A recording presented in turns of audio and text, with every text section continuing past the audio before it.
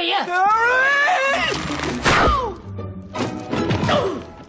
This is Great on Thacker, and I'm sorry for this being the only Christmas video this 8-bit December. December this year has been pretty crazy. It's just countless and countless of new stuff that came out. I was pretty much backed up this entire month with just reviewing new releases, so I didn't have time to make any Christmas videos. And I'm really sorry for that. And now it's after Christmas.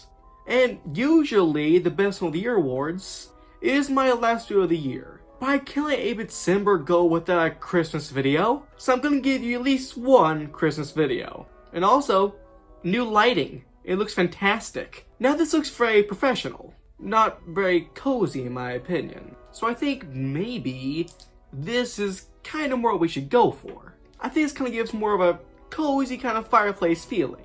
Sorry, big boy. My turn for the hat. So let's end off the year on a good note by covering a very good movie. It's a Wonderful Life, a Christmas classic that I at least hope we've all seen. And even if you haven't, you know the basic story of It's a Wonderful Life. George Bailey is a man on Christmas Eve that is pretty depressed. So much so, in fact, that he wishes he'd never been born. But is shown by an angel, Clarence, how much worse the lives of his friends and family would be if he never was born. Directed by Frank Capra, and starring one of my favorite actors, Jimmy Stewart, It's a Wonderful Life is often considered a Christmas classic. But something that you might not know about this movie is that upon its initial release in 1946, It's a Wonderful Life was not successful. It got mixed reviews. It made $3.3 million on a budget of $3.18 million. And this was just a year after the end of World War II. And it had competition from Miracle on 34th Street. So quite frankly, it makes sense why it bombed. But you might be wondering to yourself, well, if it bombed, then how did it become this great Christmas classic?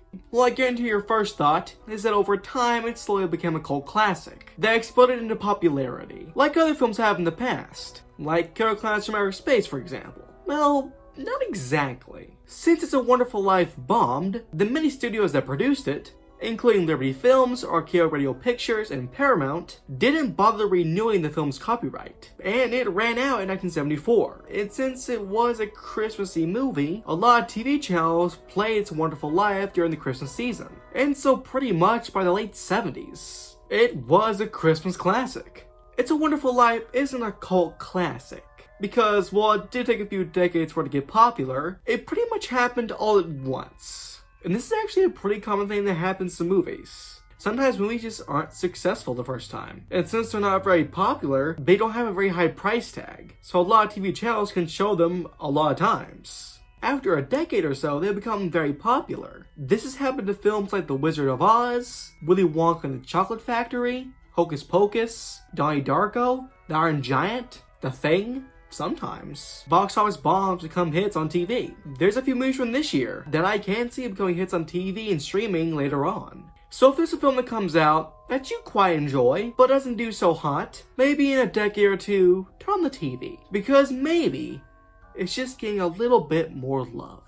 Also, if you've enjoyed this video, consider liking and subscribing, and join the subreddit and the Discord server. And I know it's late, but happy Christmas.